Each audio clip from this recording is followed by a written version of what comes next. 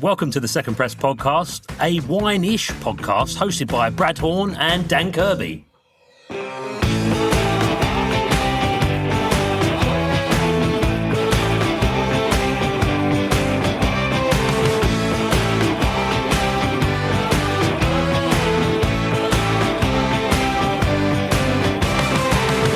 Falling in love with natural wine and falling in love with my husband and becoming a winemaker all at the same time. Greatest dating app in the world, natural wine, I swear. Hello, mate. Good to see you. Episode 11, mate. Episode 11. We were over 10, 11th birthday. Obviously, 10 was the London Wine Fair. The London Wine Fair show was probably the most different so far, wasn't it? Because we had 3 interviews. Yeah, and I think it went down really well, actually. A lot of people say it was fun, short, sharp, snappy. I think event style, we might have to do that a bit more. I really enjoyed it. And it's quite fun to record in person with people. Quite enjoyed that. Like sitting around in the room, having a little chat to people. Yeah, it was good. It was good. And I actually have a chat afterwards, off camera. Yeah. Should we hit the trade news, mate? You've got a couple of bits of news lined up, and then I've got something I want to talk about afterwards. Yeah, I've got a couple of bits, and I'm going to save you for the last one. Obviously, it's a bit political again. We've gone a bit political, mate. Brexit 10 years on, and how the industry reflects. What do you think, mate? Obviously, you've been in the industry longer than me, and you were in it when Brexit happened. How do you think? How do you reflect? Oliver Catchpole wrote this article in Harper's. Yeah, so like 10 years ago, I was working in a wine shop, and it seemed pretty clear to me at the time that it was not going to help the wine industry. And there was a few voices from within the wine industry going, oh, it won't be that bad. It'll be all right. It'll make this, that, and the other. And then like... we've kind of, I think, feel like we've kind of forgotten all of those arguments that we had, and we're just sort of resigned to it very quickly. I feel the wine trade was just like, oh shit, fuck. All right, well, let's just try and deal with it. But do you feel like as an industry, that's what we do? We always just like, well, it's happened now. We've got to get on with it. Otherwise, you can't sit and mope. Yeah, because the industry moves too quickly for people to sit around and mope. So things like the duty increases and all that other stuff, you're like, well, we just have to fucking deal with this, because if we don't deal with it, we'll stop selling wine, or we'll be uncompetitive. Like wine's quite really competitive in the UK, and so I think all of the hiccups and the red tape and all the stuff and the logistical headache of getting wine into the UK, like that only got worse. And so 10 years on, we're just dealing with it being worse than it was before, and it's become normal. We kind of know that it's not going to change. It's a bit annoying, really. Yeah.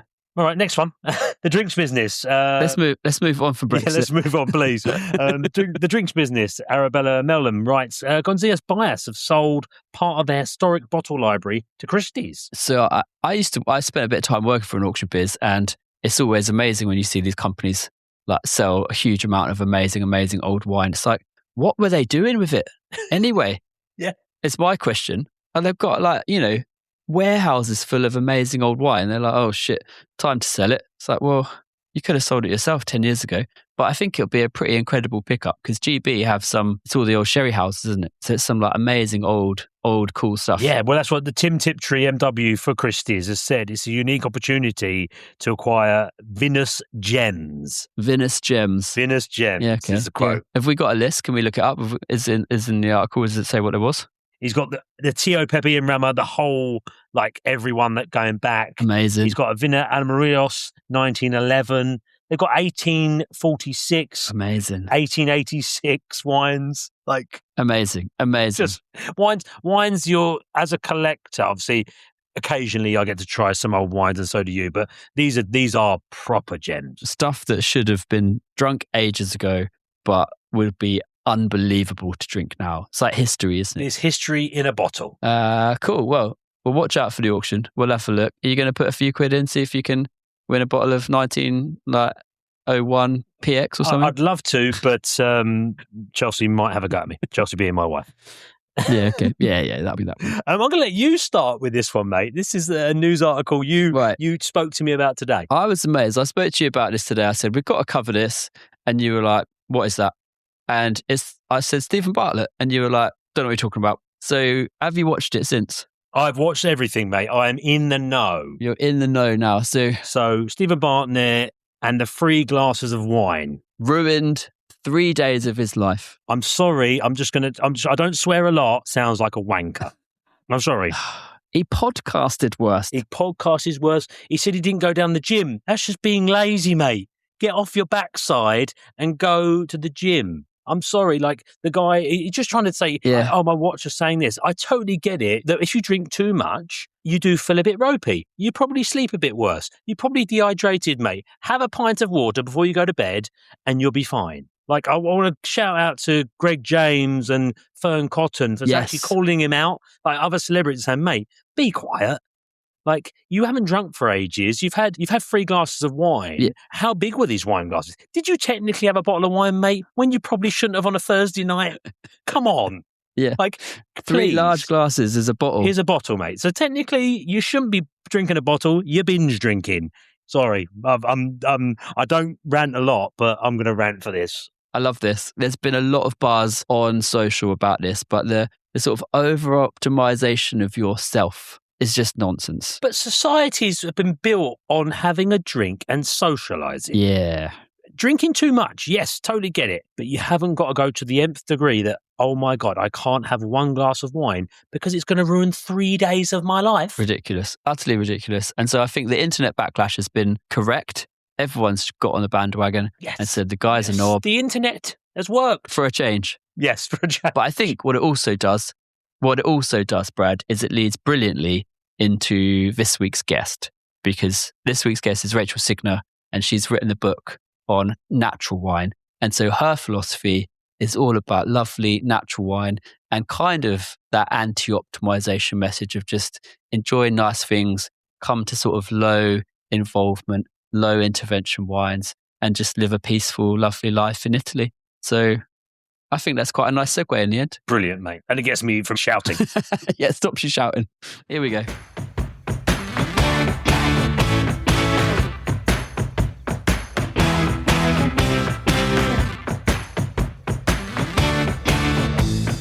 Rachel Singer, thank you so much for joining the Second Press podcast. Really appreciate your time. Talk to us about your journey into wine. Where did it all start for you? Oh, my journey into wine started while I was waiting tables in Brooklyn. Doesn't most people's journey start that way?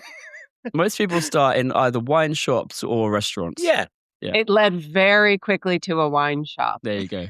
So I am on track there. I discovered wine very accidentally, and I really went straight into natural wine. I have no classical wine background. I also have no formal training in wine. Despite that, in the maybe 12 years since that first kind of glass of wine that led me down the rabbit hole while I was waiting tables, I have worked, I think, every single job in the wine industry.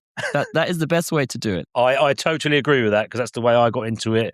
Same as me. I think it's actually doing things, and I think similar. I'm a doer. I want to get out there, do it, get my hands dirty, learn the trade. I don't need someone to tell me what to do.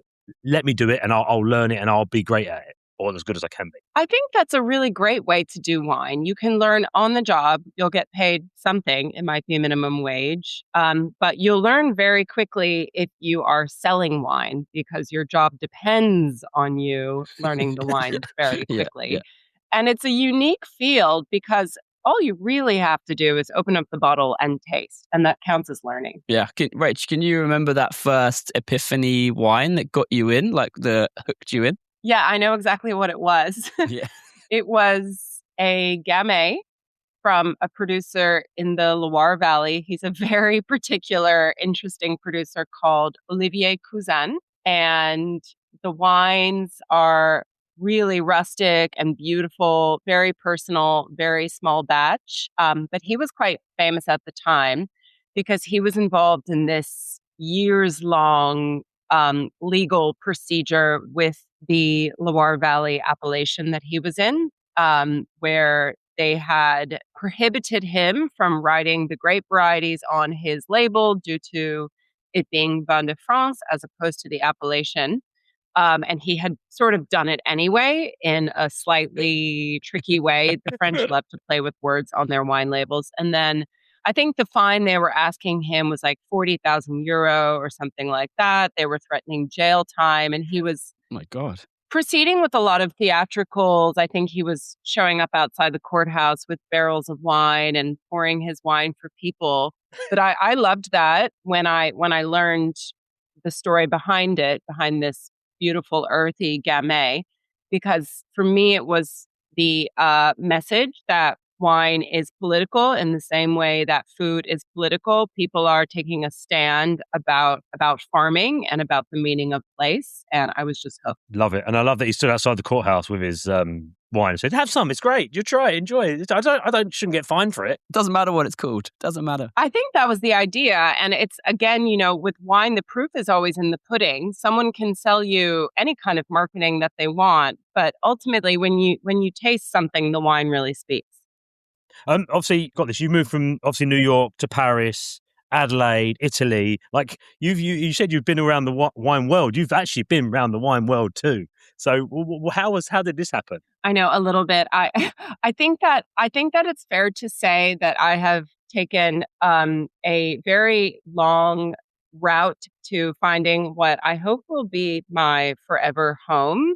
I'm also a slightly impulsive person. And so, sell everything I own and move to France with 2 suitcases. Yeah, absolutely.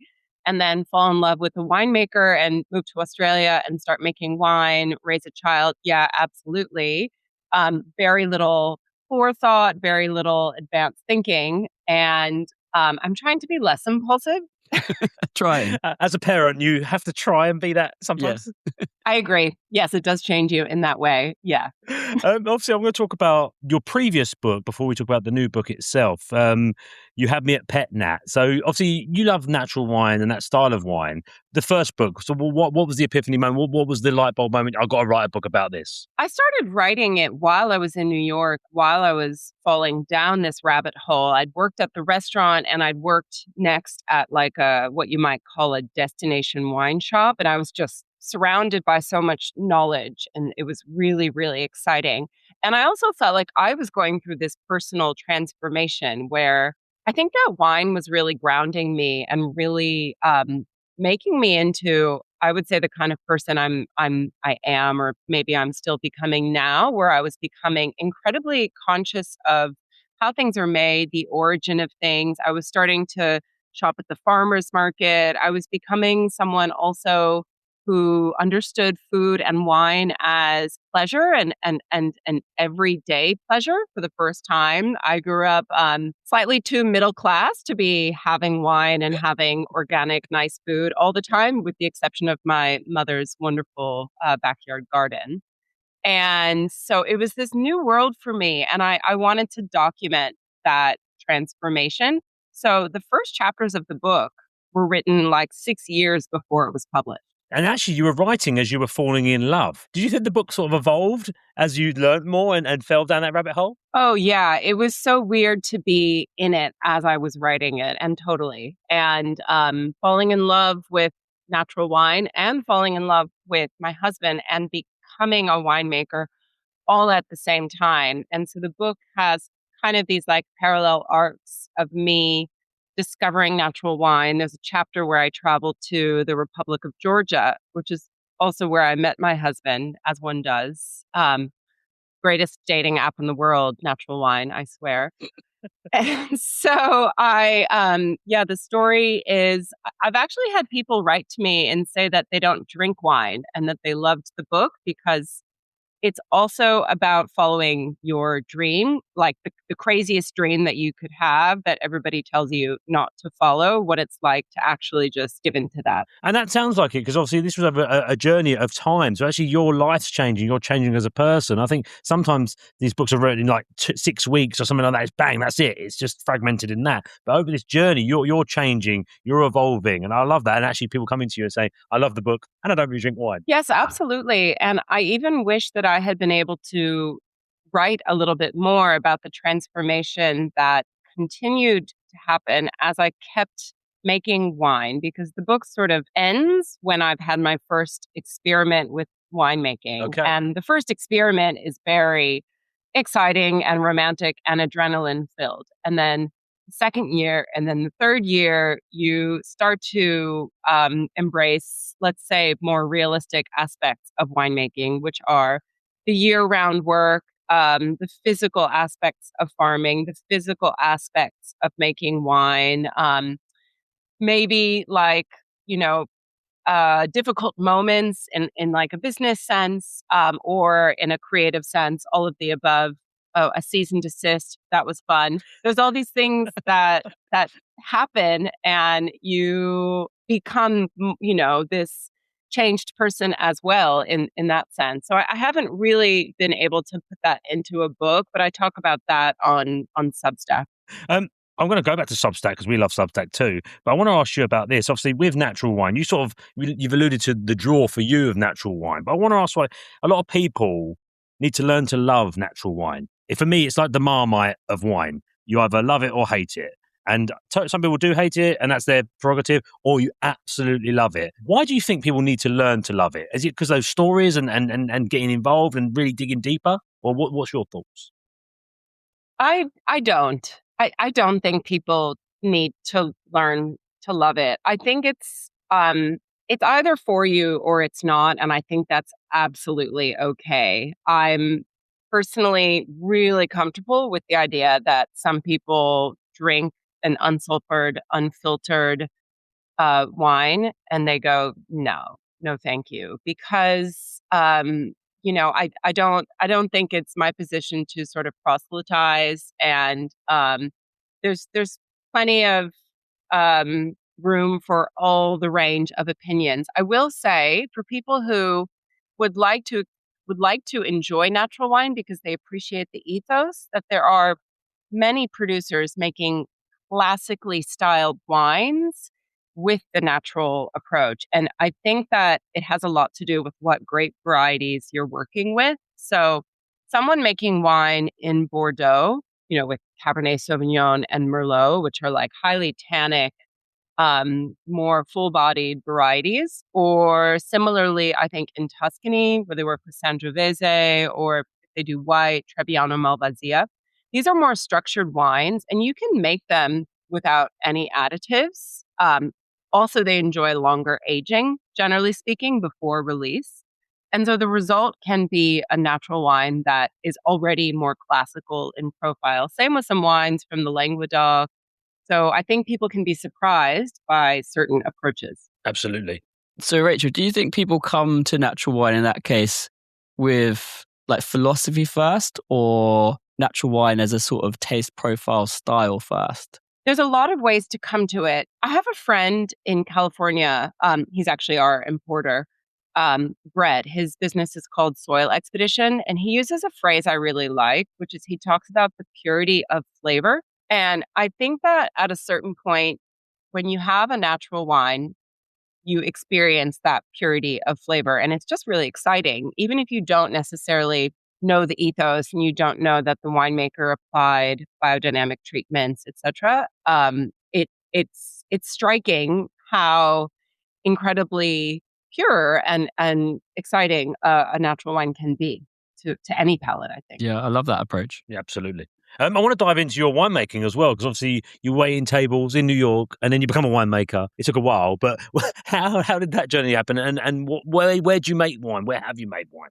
I think for people in the wine industry, any chance that you can take to make wine is absolutely such a privilege, because you will learn things that you just could not possibly understand by visiting winemakers. My husband is a winemaker, and he said to me right away, "Why don't you make some wine? It will be fun." And I essentially decided to do things a little differently to him, which meant instead of using like the airbag press, the pneumatic press, that I wanted to use the really old-fashioned basket press.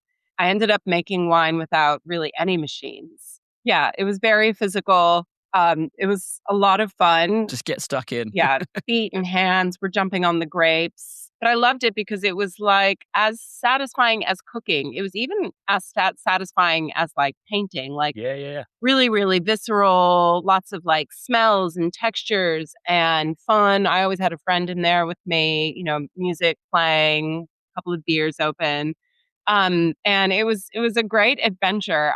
The first year I like vinified every variety separately and bottled it separately. So I had like 7 wines. And then it took me a little while to understand that, one can blend. And I'm sort of glad I did it that way because I really got to know each variety and each vineyard that we worked with. And from there, I did start to blend. And kind of after a couple of years, I had my signature blends. Like I'd figured out that skin contact Sauvignon Blanc and direct pressed Chardonnay from the same vineyard were very happy together. And so I was starting to kind of repeat things. And it's funny though, because when you start to repeat things, you don't even know that you have already found a recipe. And then when the vintage is different, it tricks you because 4 days of maceration in a cold vintage is not the same as 4 days of maceration in a warm vintage.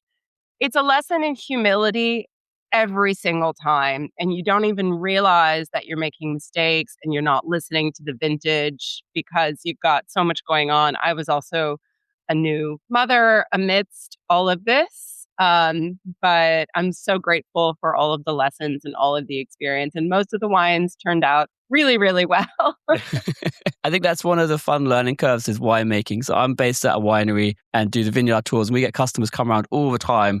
And they're always saying, so how do you ensure the wines are great every year? And I'm like, well, we can't have a recipe. We can't try and predict what's going to happen. And I think that's one of the eye-opening things for a lot of people that come to see us is that the unpredictability of wine for a start from vintage to vintage. And then also the fact that you can't kind of have a recipe and a process without change. And each of those changes takes another year. So you just have to keep, you can't just go back and have another go next week. You have to be right, next week I'll change, or next year I'll change that. But then what you're trying to change is totally different from last year anyway. So you just can't predict what's going to happen. You're absolutely right, Dan. And as you were talking, I was just thinking about this is why the vineyard work is so important, right? Because the vineyard work, obviously, it starts in winter with the pruning, but then you have the actual growing season, a little bit of green pruning, probably some treatments in the vineyard. And by doing that, at the moment when you actually harvest the grapes, you've actually been listening to them for months. And so kind of that fermentation is almost like the last step. I think we're trained to think that what happens during harvest is the most important thing. But in the way, it's kind of like the last step in this process. And so when winemakers say, wine is made in the vineyard, they really mean that because it's what happens in the farming that actually leads up to a successful harvest. I think that's what good winemakers say. Other winemakers don't say that. And yeah, okay, mate. I don't want to try your wine today. Thanks. I want to talk to you about the book. Actually, that's what we got you on for. You've got a new book out. So talk to us about this new book that's just been released. Thank you. Yes. How to Drink Natural Wine is 220-ish pages that answers every question you could possibly think of about natural wine. So it's a really helpful, succinct guide that walks you through all the different kind of aspects. So how is natural wine made and in what respects is it different to conventional wine? So organic farming, biodynamic farming, and then more practical things. Which producers might you want to look for? Which places might you want to have on your kind of bucket list, natural wine bars and restaurants around the world, shops? And it was so much fun to work on. I interviewed retailers, wine directors, winemakers. There's kind of an encounter with Goode, famous natural winemakers in the Burgenland in the book. The photography is really great. There's work from a Chicago-based photographer who came with me to visit some winemakers in central Italy. There was a London team that did a beautiful shoot, particularly focusing on the section that talks about hosting people, like having a party or a dinner party with natural wine. There's a tiny bit of my photography as well. And then there's an incredible array of illustrations from an American illustrator who actually was part of my magazine. So it was really amazing to work with him again, and his illustrations are incredible. I didn't want to ask you too many questions about the book before we did that, because I think people should go and buy it, get involved, and actually support you and support this. If you love natural wine, I think it's a great way, or learning as well. I think you're a great advocate for natural wine and actually having a book by you and that they can look at and come back to and digest. I think it'd be really great for people getting involved in natural wine. Yeah, thank you. And yes, as you said, I think you can pick it up and sort of flip through it and, read either from start to finish, or you can dive into certain sections. Toward the end, there's a section called Going Deeper. And I think the idea is when you feel like you've enjoyed a whole bunch of natural wine and you have a little bit of a sense of the genre, that you might start to go to wine fairs, you might go to visit a winemaker one day. And so I've kind of provided as much like advice and information I can so people can do those things and have good experience. Like a duckling, you're pushing them off the edge. Go on, off you go now. Yes. So it's for people that are interested in natural wine already, people that think they might be like on the start of that journey, but also for people that are like thoroughly on their journey and might want to dive deeper as well. So it covers all bases, right? I think so. I think that someone working in the industry could actually get something out of it. Absolutely. I also think it's a nice thing to have in a wine bar because you inevitably have people coming in and trying things and maybe they are new to natural wine. And so you can sort of just hand them the book and say, would you like some reading while you enjoy your glass? But that's great because some people don't want to ask the questions. They feel intimidated and they shouldn't. And we're trying to sort of stop that. I think the younger generation are trying to say, talk to me, please. I want questions. I'll answer these questions. No questions stupid. But actually, some people, you hand them a book, they skim through it and actually might come up with a question and then ask you. So I do think it's good to have that sort of written guide for them. Oh, yeah. I remember when I was new, I understood nothing. And I would go to these wine fairs because one of the wine shops I worked in, the owner was really generous. And he was like, I'm going to put you down as a buyer and you're going to go to this Burgundy tasting. I'm like, oh my God. And there's really famous winemakers pouring their stuff and they would just talk and I would nod my head like I had any idea what they were talking about. It's a massive world. And a lot of us that grow up in suburban settings, we don't know that much about plants and crops and vines and the history of vineyards, and so they're telling you about their pruning style. And you're like, I have no idea what this is or why it matters. Yeah. Oh, we've all been in that place at the start of our journey into wine, at a wine tasting with a really geeky, interesting, experienced winemaker who just wants to talk to you about what they're doing, and they just overwhelm you with information you don't know. Yeah. And I think there's a lot of people that start their journey that sort of just need that little nudge to say, here's enough to get by at a wine tasting. Right. Yeah, totally agree. And we're going to veer off a bit, actually, out of wine. Obviously, you're a mother and have a family. How do you juggle moving around the world, going to different places, traveling with a family in wine? Must be difficult. Well, yes, I think it has been sort of difficult. And so we haven't really talked about this, but I do wine tours, which has become kind of an important aspect of balancing the writing, I guess. And I'm actually starting to launch family-friendly wine tours, which I'm really excited about. I love that so much. Yes, I love it. Yeah. Yes, you can see them behind me. Yes, I've got kids. They love a wine tour. Yeah, great. Yeah, we'll give them a glass of wine and put them to bed. Just kidding.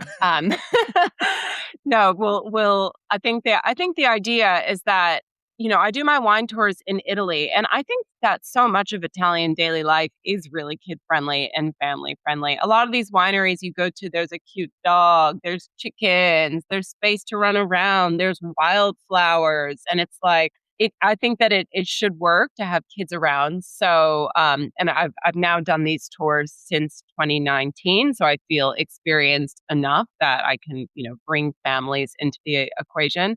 So I'm looking forward to that, to having it be something as well, where my daughter can participate. But she's very used to being in wineries. She tells her friends at school that she's a winemaker. She was in the winery with me all the time. And now she goes down to the winery and rides her bike around or brings her roller skates around. So I think it's amazing when kids see fermentation and see production. They have knowledge of science and physics that a lot of us struggled to grasp in class. Absolutely. I'm going to ask this. Are there any bottles of wine you wish you made? If you could make any wine, you think, yeah, I tried this one and I'd love to have made it. Yes. This question does always make people pause, which I appreciate. Everyone we've asked this question to has a right good long think about things first. Yeah, it's really interesting. I think I have two answers, which is so one is that I really admire field blends, like so the old way that vineyards were planted kind of in the peasant style or the contadino style. Some of the most interesting wines I can think of today are field blends. An American example, because often there are European ones, is from a winery called Ruth Lewandowski, and they make a wine called Fence, Feint's, and it's this like crazy field blend. I don't know, 7, 8, 9, 10 different varieties. It's kind of a rosé, and it's just different. You don't know how to describe it. It's so enjoyable. It's so lively. It has a complexity that doesn't come from the maker. It comes from the vineyard in this sense. And then I think my second answer is like when you think about really long maceration white wine, so orange wine that has an extended maceration, like let's just say Radicon, which is one of the most famous examples. I really admire that and would love the kind of the time and the space, and the calmness to be able to make a wine that was on the skins for 6 months and then it aged for another year and a half, all done in like wood. I think this is really beautiful and elegant, and the wines are just so interesting to drink. You need such patience combined with such confidence to make a wine like that, because then they're never accidental, but you just have to sit and wait, which is really where every winemaker gets tetchy at the time it takes to do it. Yeah, I really agree with you, Dan. It actually makes me think of oil paintings. Yeah. And how a wine like this with like extended maceration and long aging is a little bit like, for example, a Rothko. I just saw the Rothko retrospective in Florence, and the confidence and patience that it takes to make something like this. And then it is deceptively simple, but it's also such an emotional experience to view the painting or to have the wine. I've got one more question before we let you go, Rachel.